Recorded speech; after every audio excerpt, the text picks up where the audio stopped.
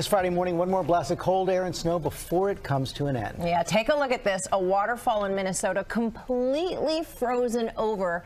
I can't even get my head around this. It dropped to 56 degrees below zero there this week, and that is without factoring in the wind chill. That's ridiculous. Yeah. But this system, it's been extremely brutal, as we all know, and it's blamed for at least 15 deaths. The snow is still coming down this morning in some areas, so it is not over yet. ABC's Whit Johnson is starting us off in upstate New York. Good morning, Whit. Michael, good morning to you. This lake effect snow not letting up. Take a look at this park, the trees, everything completely smothered. It's up to my knees as I try to walk through it. Some parts of upstate New York getting more than 3 feet of snow. The deadly polar blast not done yet. This morning, that deep freeze that has claimed the lives of at least 15 people is on the move. Whiteout conditions, a common theme on northeastern roadways where driving was impossible. We've pulled over the car to the side of the road to wait it out. Take a look in front of us. That's all you see. Nothing but snow falling at a rate of 2 to 3 inches per hour. North of Syracuse, highways littered with vehicles sliding off the road, stuck in thick snow. Drivers left stranded everywhere you turn. In Paterson, New Jersey, the polar blast freezing that town's Great Falls. A state worker in New Hampshire badly injured when ice from a vehicle 5 cars in front flew off and into the truck's windshield. The bone-chilling temps still being felt across the Midwest. The Chicago River, now a thick block of ice as the city passes the 80-hour mark in these treacherous conditions. In Cedar Rapids, Iowa, police telling ABC News they responded to more than 50 accidents in the city on Thursday. Watch as an out-of-control car slides right into a police SUV. The officers had been directing traffic for a different accident when the driver hit them. Take a look at the consistency of this snow as it hits the ground. It's light and fluffy here, but with these sub-zero wind chills, it quickly turns to ice, making for extremely dangerous driving conditions. Officials are urging people to stay indoors until the warmer temperatures come over the weekend, finally providing.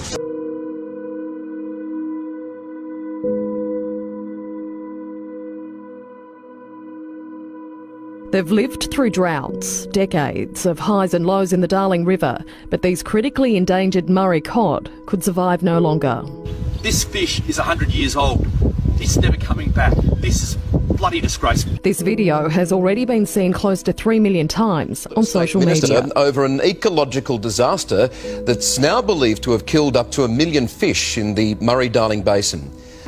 Unfortunately, though, we're expecting the conditions to potentially continue to deteriorate, but unfortunately, there's nothing that anyone has been able to point to. No scientists, no locals, no one has been able to point to anything else that could prevent something like this.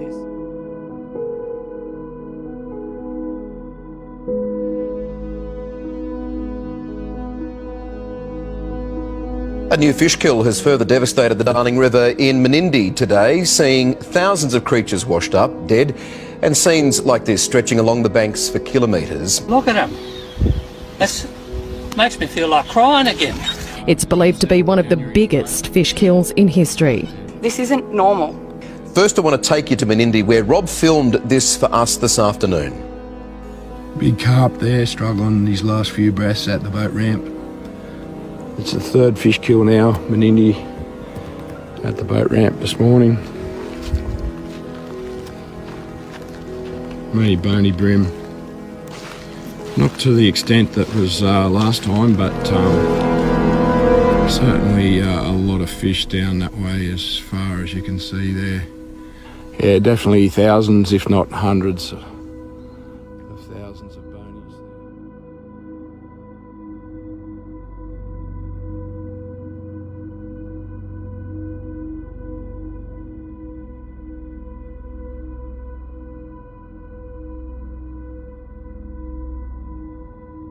And it wasn't just Adelaide feeling the heat. Records tumbled right across the state, from Port Lincoln on the west coast to Whyalla and to Port Augusta in the north, all on the same long list of towns where the mercury soared to new heights.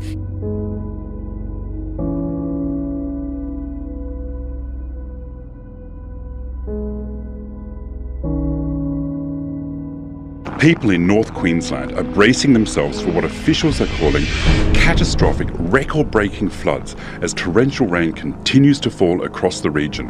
When we use the words unprecedented and uncharted, we use this for a reason. We have not been in this scenario before. Now, those temperatures, of course, put Adelaide's power network under extreme heat stress. At one point, there were 129 blackouts in total. Particularly in Adelaide's western suburbs, the power infrastructure under extreme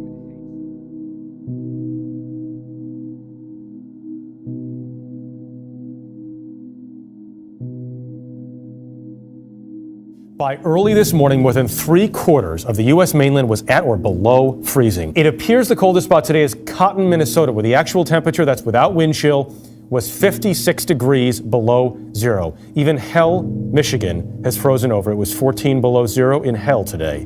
Chicago also broke another daily record, hitting 21 below. In Lake Michigan, there is a frozen mass of ice.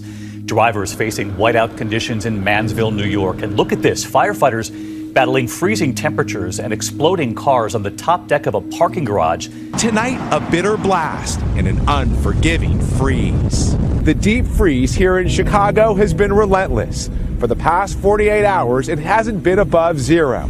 The wind chill coming off Lake Michigan isn't helping. It's beautiful, even stunning. In some areas, temperatures could be colder than parts of Antarctica. Across the Midwest, the cold shattering records. The Chicago River completely frozen over. On Interstate 81 north of Syracuse, vehicle after vehicle stranded after sliding off the road. Whiteout conditions from lake effect snow making travel impossible.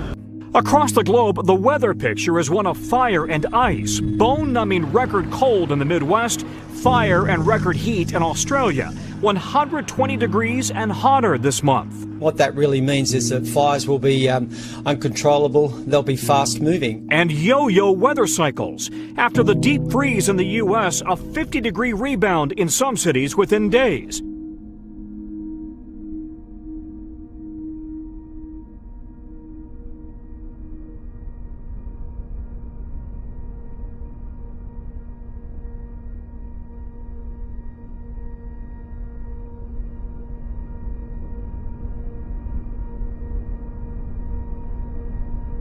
Well, it was a rare celestial event on stage, but the curtains really never parted in the Bay Area. A total eclipse of the moon was visible across the Western Hemisphere. Members looked up to the sky tonight to catch this rare astronomical phenomenon. Lunar eclipses can only happen during a full moon, but this one is extra special because it's also a supermoon. So how often do all these things come together? Here's an astronomer here at Griffith Park.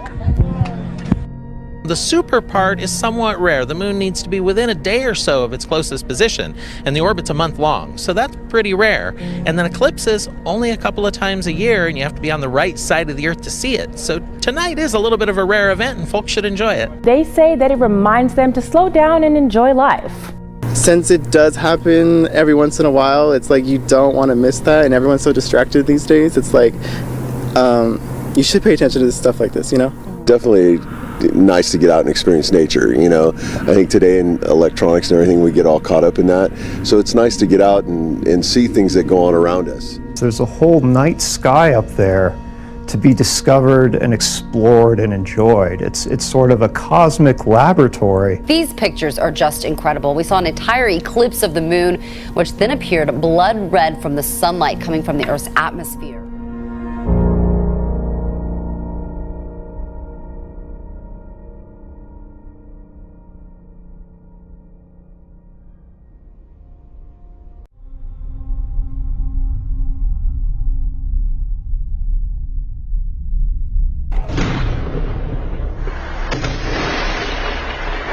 It's been happening for years, a mysterious boom and flash of light in South Salt Lake. Folks living in the area say it seems to happen at random. The hottest January ever recorded as another wave of extreme heat sweeps across the nation. We're going to begin tonight with the deepening toll of a historic cold snap. 40 million Americans trapped in sub-zero temperatures. The Midwest is accustomed to freezing cold temperatures, but nothing like this.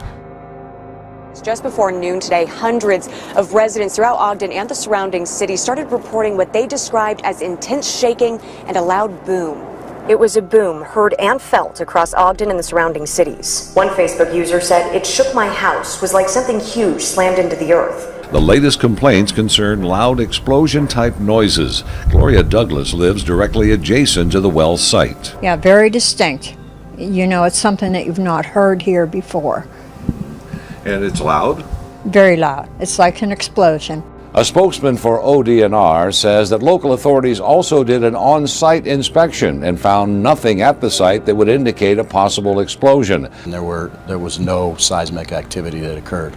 They shake their head and say it was much louder. It shook their house, in fact, the boom noise. But there's one noise he's heard in that time he's not so keen on. That's when our neighborhood got shaken up, where it just exploded out of nowhere, causing us to kind of go in a frenzy. He said he and his neighbors have been living through these random, loud bangs and flashes of lights for years.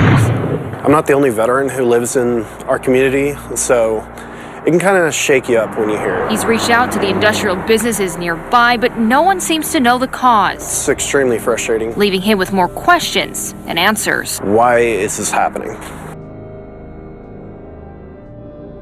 Strange noises from an unknown location are keeping some Wake and Franklin County that rattle windows and wake people up at night. Neighbors along the Wake County, Franklin County line contacted CBS 17 saying they've been hearing loud booms are rolling through neighborhoods that straddle the county line. It almost felt like a earthquake. Elizabeth Elliott says it's been going on for at least 2 weeks, happening late at night or early in the morning. We actually felt it / heard it this morning. It's pretty big.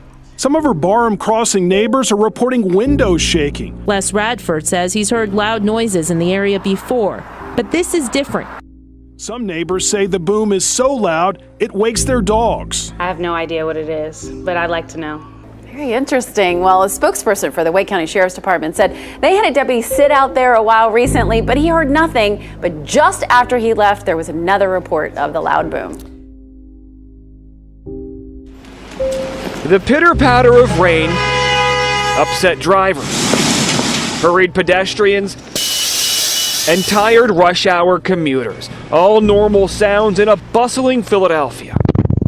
Well, did you hear it? A mysterious boom rocked South Philadelphia. This mysterious boom, though, anything but normal. I was asleep, a pretty deep sleep. It was just this loud noise that woke me up out of nowhere. It felt as if my house was kind of shaking. My dog's ears had kind of perked up. Different South Philly neighbors, same time. 1:52 Tuesday morning. A loud boom rocking South Philadelphia. I didn't have a good idea of what it was. What else could produce that loud noise? Many living south of Washington wondering the same thing. Essentially, I shot out of bed and went to look right outside my house to see if there was an accident, because it really felt like it shook my entire house. So sure enough, I didn't see anything. So I took to social media just to see if anyone else was searching for this loud noise. We did some calling around, starting with both the Philadelphia Police Department and the Fire Department. It remains a mystery to them as well. So still a mystery in South Philadelphia tonight. What it was or is. If we knew, we'd tell you. Or if it's coming back. Right? Did you hear it? I didn't hear it, but I keep hearing people talking about it. I heard it. I was like, you heard it? Yeah, I had no idea what it was. Well, obviously. I'm not alone. No one else does I'm not going either. crazy. That's good. Right, That's good. There you go. Well, what is it? That's the question many folks are asking. She says the mysterious boom shook the foundation of her house and scared a few of her neighbors. We've had it to shake the house before, but not so much. We even have a little dog that jumped. That never happened before. Reported hearing an earth-shaking boom. So this isn't the only time folks have heard a loud boom in this area. We went to the Jackson County 911 Facebook page. Look at some of these comments. Reread. This is the second time. The first boom was last Friday, I think. Look just below her comment. Carla, it felt like the ground shook along with the boom. Check this one out. Manuela, it could be transformers blowing up. And then Clyde, he said, I heard it too. I live in eastern Jackson County. I thought the neighbor's house might have blown up. Whatever this loud boom is, it certainly has the town talking. Yeah, there's no reports of damage. Nobody seems to know what it was. So it's kind of like very puzzling. I don't know. Could be Ghostbusters. I don't know. I have no clue what this is. The mystery continues in Boomtown.